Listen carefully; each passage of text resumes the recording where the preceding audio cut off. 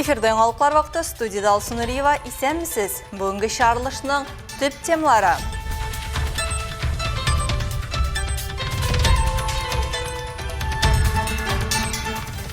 Игелекле егетләр, инвалидлар җәмгыятендә коляскалар ремонтлау буенча остахана эшли башлады.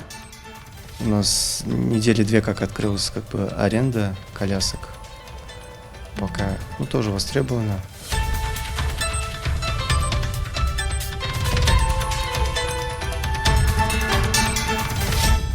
Сталинград өчен бәрелешләрдә җиңүгә 82 ел. Әлмәт туган якны өйрәнү музеенда батырлык дәрсе узды. Ничек безгә бу тыныч тормыш бирелгәне, миңа калса, бик әйбәт исләрендә калыр.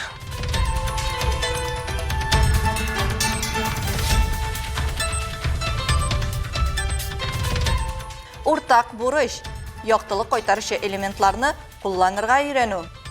ЮИТ активистлары балаларга караңгы вакытта транспорт чаралары йөртүчеләр, ут кайтара торган элементларны кулланучыларны җәяүлеләргә ничек тәкъдим итәргә һәм аларны кай вакытта кулланырга икәнлегенә төшендерделәр.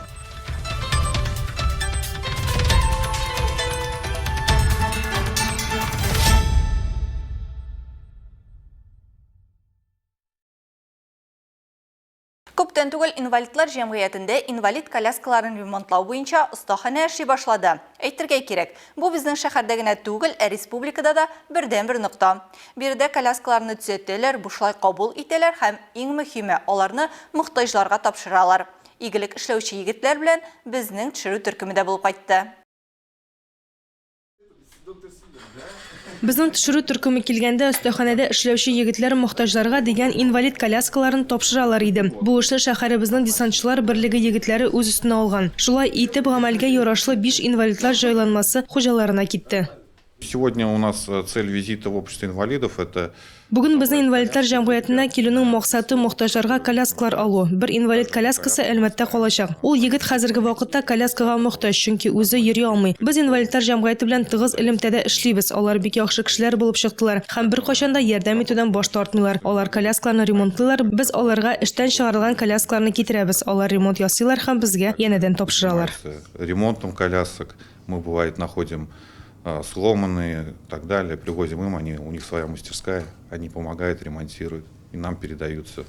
Инвалидлар җәмгыятендә остахана булдыручылар тормыш шартлары аркасында инвалид коляскаларында утырган егетләр. Алар коляска төзәтүче осталарның булмавы инвалидлар өчен җитди мәсьәлә икәнен яхшы аңлый. Теләсә нинди җайланма кебек күпмедер вакыттан соң коляскалар эштән чыга. Аларга хезмәт күрсәтергә кирәк. Бу безнең аяклар, диләр егетләр. Шуңа күрә бүген бу егетләр инвалид коляскаларына хезмәт күрсәтүдә бар көчләрен куялар.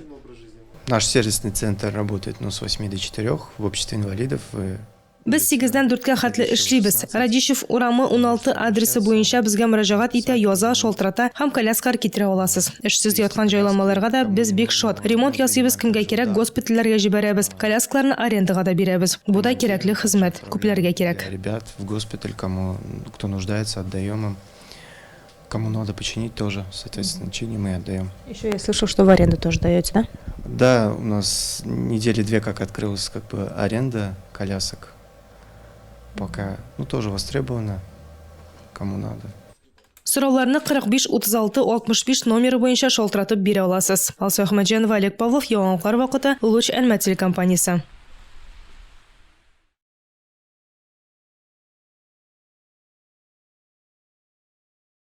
Быел 2 февральдә Сталинград өчен барган бәрелешләрдә җиңүгә 82 ел була.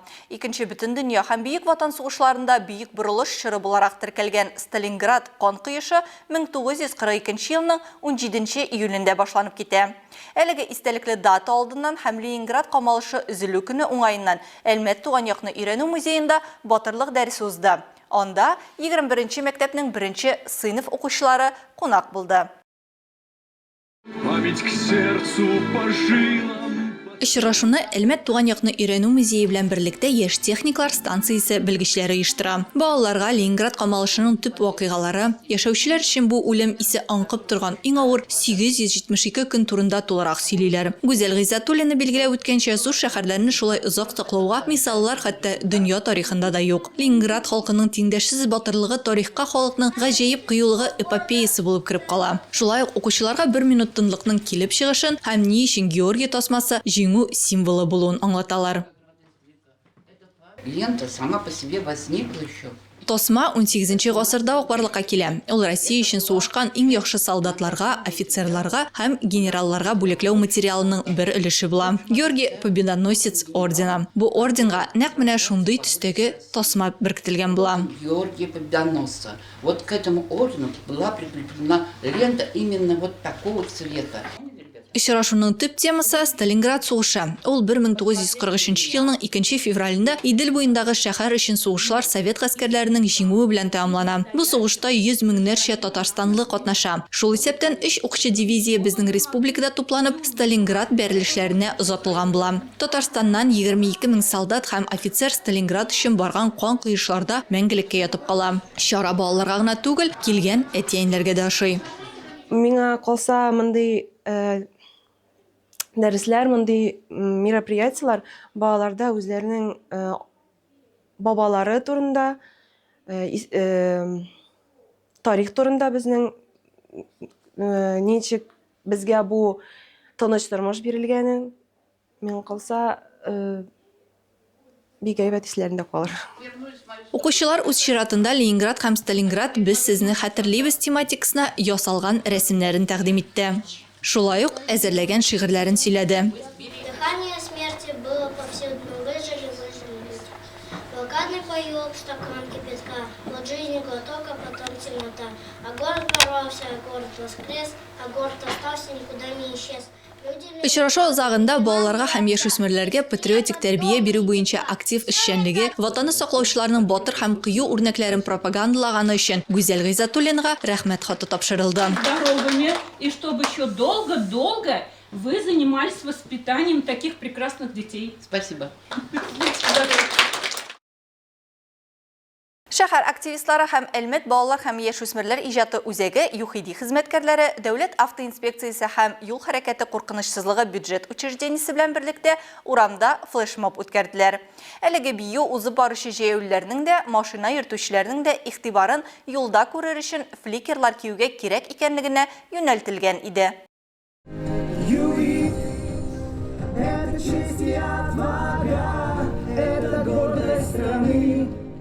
Флешмобта катнашучы балалар юлда йөргәндә ничек киенергә кирәк икәнлегенең ачык мисалы. Брелоклар, жилетлар, браслетлар барлык яктылык кайтаручы элементлар җәяүлене машина йөртүчегә күренерлек итә. Ә бу очратында җәяүлеләр катнашында юл транспорт һәлакәтләре килеп чыгу куркынычын сизелерлек киметә. Бу инде фликерларны ничек дөрес куллану максатыннан үткәрелгән чара. ЮИД активистлары балаларга караңгы вакытта транспорт чаралары йөртүчеләр, ут кайтара торган элементларны кулланучыларны җәяүлеләргә ничек тәкъдим итәргә һәм аларны кай вакытта кулланырга икәнлегенә төшендерделәр. Караңгыда белгечләр күбрәк ачык төстәге киемнәр кияргә киңәш итәләр. Аның өстенә яктылык кайтаручы элементлар булса, аларны сул якка беркетергә яки ябыштырырга кирәк. Чөнки юлны кичкәндә беренче чиратта машина йөртүче сезне сул яктан күрәчәк. Балаларга гына түгел, олыларга да 4 фликер йөртү хәерле. Кием сатып алганда бу элементларның тегелгән булуы мөһим. Засветиться надо, например, светоотражающие элементы надеть, и ты будешь светиться. И еще можно куртки, например, светоотражающие делать, там мешки всякие, вот это все, и ты будешь светиться на дороге. От фликеров ты будешь заметней на дороге. Когда там светят фары, они отражаются, и вот эти места, они начинают видны быть. Алсу Ахмаджанова, Олег Павлов, Яңалыклар вакыты, Луч, Әлмәт телекомпаниясе.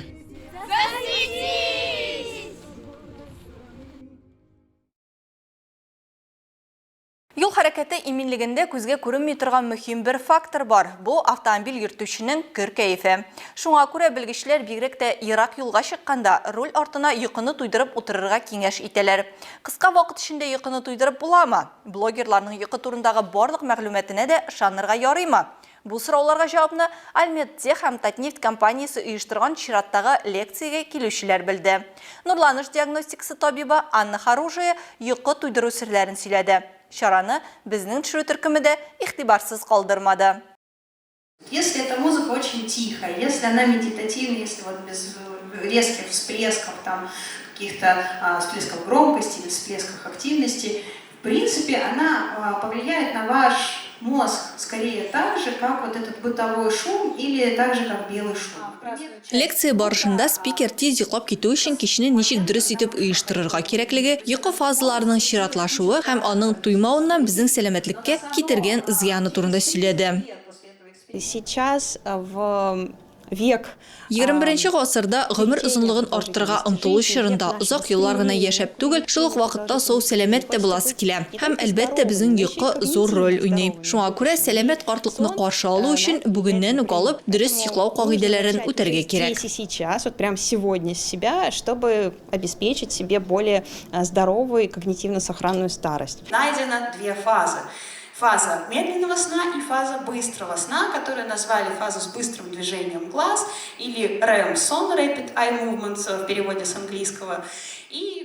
Исегезгә төшерәбез. Илнең төрле почмакларыннан әйдәп баручы галим һәм белгечләр лекцияләрен Альметтехның Open Skins шәһәр лектория һәм Татнефть компаниясе оештыра. Очрашулар фәмле кызыксынучыларны берләштерә. Этот цикл посвящен как раз-таки Бу цикл катлаулы мәгълүматны гади итеп аңлату форматында уза. Беренче карашка авыр аңлашыла торган мәгълүматны аңлаешлы итеп тәкъдим итү. Һәрбер лектор үзенчәлекле. Аның үзенең методикасы һәм мәгълүматны тапшыру стиле бар. каждый лектор уникален. У него есть своя методика, как метод, да, передачи информации. У них есть у всех свой стиль передачи информации. Анна Харужая көн сайын җитәрлек йокы сәламәтлек нигезе ди. Аның сүзләренчә, көн сайын бер вакытта йокларга ятарга һәм уянырга кирәк. Дөрес оештырылган йокы ярдәмендә сәламәтлек белән бәйле күп кенә проблемаларны булдырмаска мөмкин. Шулай ук йокы гормоны мелатонин турында да сөйли. Аның кайчан бүленеп чыгуы һәм синтезына нинди факторлар йогынты ясавын ассызыклый. Пик выработки мелатонина длится всего где-то 2-3 часа. Соответственно, он заканчивается к 3-4 часам ночи. То есть, как бы гормон, вот он, количество гормона снижается, и все, его больше нет. Если вы ложитесь спать в 3-4 часа ночи, вы практически не получаете свой важный гормон для синхронизации всех биологических ритмов. Йомгаклау өлешендә ачык диалог узды. Катнашчыларны йокысызлыктан интегүче өлкәннәр өчен киңәшләр, телефондагы махсус сары һәм зәңгәр экран режимы һәм йокы параличы турында сораулар кызыксындырды. Раньше очень часто была ситуация сонного паралича. А вот что-нибудь по этому можете мне сказать больше информации? На весь организм ставится блок во время сна, чтобы мы не могли двигаться. Здесь можно оттолкнуться от каких-то стрессовых событий в жизни происходящих или, в принципе, какого-то психологического состояния у человека в этот момент. Вот эти процессы могут вступать в конфликт, и блок может не уйти. Лекция бик ошады. Хәзер инде үз йокыгыбызны кайчан йокларга ятарга, нишләргә йокы алдыннан, ничек уянырга, менә шулар турында тыңладык, белдек. Рәхмәт яусын оештыручыларга. Лекция минем өчен күп төрле информация алып килде. Чөнки бүгенге көндә безнең йоклау белән проблемалар бар. Һәм бүгенге лекциядә мин үземнең сорауларга җаваплар таптым. Чара төрле яшьтәге катнашучылар өчен дә актуаль булды.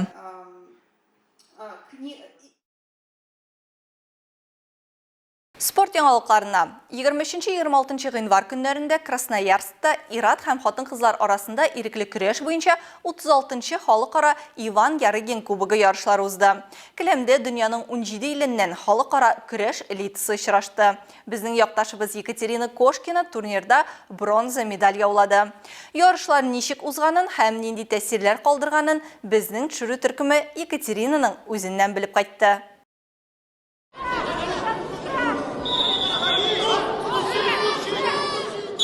36-нчы Иван Ярыгин кубогында Екатерина һәм аның тренерлары колабы спортчылары арасында планканы күтәреп, яхшы нәтиҗә күрсәтәләр. Ярышта киләчәк спорт йолдызлары да, тәҗрибәле көрәшчеләр дә очраша. Екатеринаның беренче көндәше дөнья чемпионы була. Икенче җиңүдә җайлы һәм тиз барып чыга. Ә менә өченчесендә Екатерина бераз каушый. Ләкин икенче көнгә келәмгә бөтен көчен җыеп чыга ала.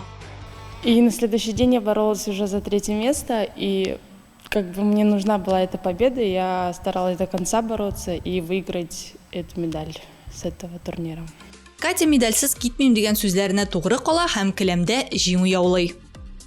Турнир очень сильный, и я думаю, в следующем году тоже будут сильные соперники. Турнир бик көчле, икенче елга да көчле көрәшчеләр чыгыш ясаячак. Ләкин без хаталар өстендә эшләячәкбез һәм алтын медальгә өметләнәбез. Быел бронза медале безнеке. Без бик шат. Бу безнең халыкара көрәш элитасы исемлегенә керүебезне аңлата. Ну, завоевали бронзу, очень приятно, так как это показывает, что мы в обойме этой борцовской элиты.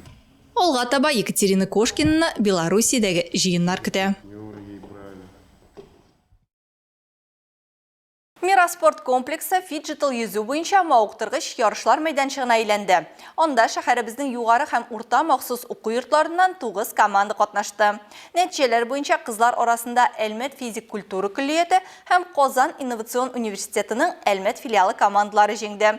Егетләр арасында Әлмәт политехник техникумы һәм Казан милли тикшеренү техник университетының Әлмәт филиалы катнашчылары иң җитез булдылар. Йөзү буенча ярышларның әлеге форматы калабызда беренче тапкыр уздырыла.